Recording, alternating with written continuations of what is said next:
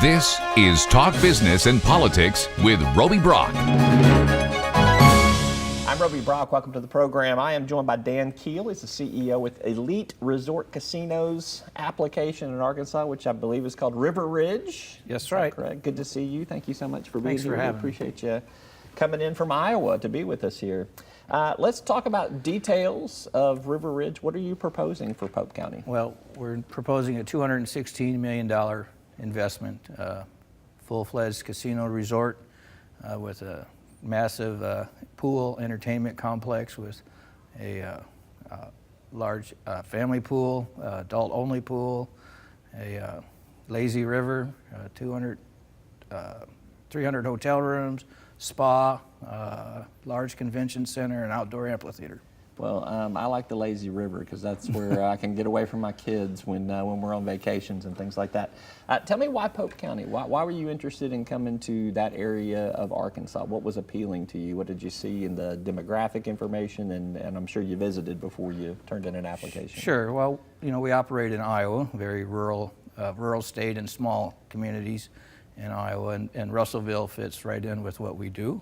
We like operating in the smaller communities, and I think we can make a positive impact. Yeah, what's the appeal of a smaller community to you? So just to be able to have more influence or drawing more people to a Well, region? we're a family-run business and been involved in family business for the last 50 years in the food and hospitality industry, and being involved in the community is something that we like to be a part of, and we like to be impactful, and we think we can make a nice positive impact.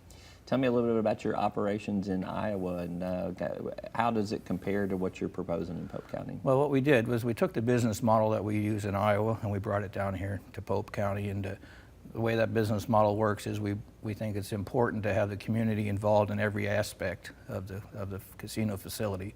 So we have local investors involved. We'll have an Arkansas state intrastate public offering where people can buy shares in the company.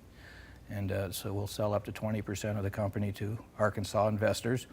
And then we also form a non-for-profit that receives 4.5% to 5% of the net gaming revenue that they can use through community grants throughout the county. Tell me a little bit about how that would work. So it would be, I'm presuming, locally controlled in terms of the foundation board. There'd be some influence from the locals in that and deciding where the money would go? Exactly. So what happens is we'll just help them get it started, show them how the business model works, and then it's up to the community to appoint and create the non-for-profit, and they'll put on the community leaders. And our job is to raise the revenue, and their job is to disperse it.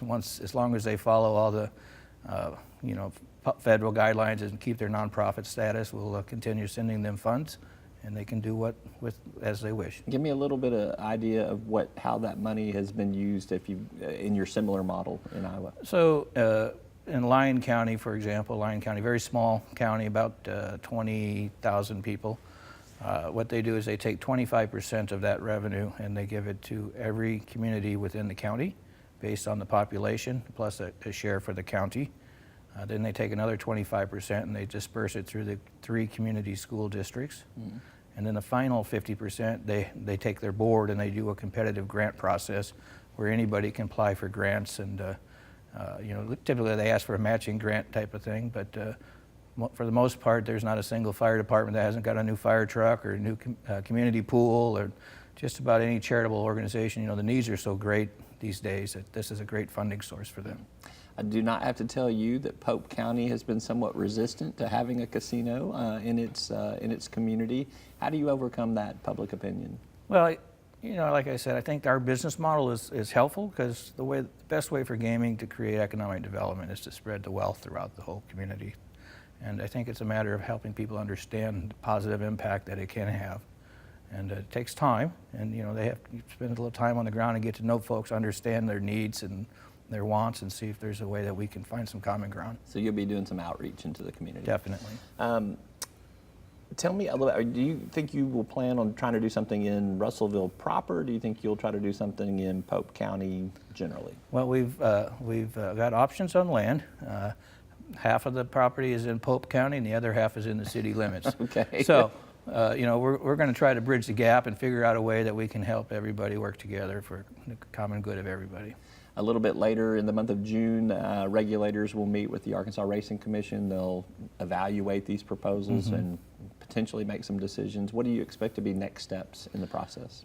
Well, the way I understand how things are going, I expect the Gaming Commission or the Racing Commission to take a look at the applications, and then they've got to decide what their next steps are. So we're kind of sitting back, waiting to figure out how this process is going to move forward. I mean, there's a lot of different political things and legal hurdles that need to be overcome. We just want to get our foot in the door and be available to try to explain.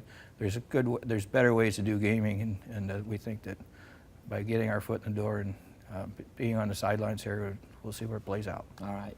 Dan, thank you so much. Great to meet you. Thank you for being here. Thank you so much. Best of luck to you. Appreciate it. I'm Roby Brock. Thanks for tuning in. We'll see you next time.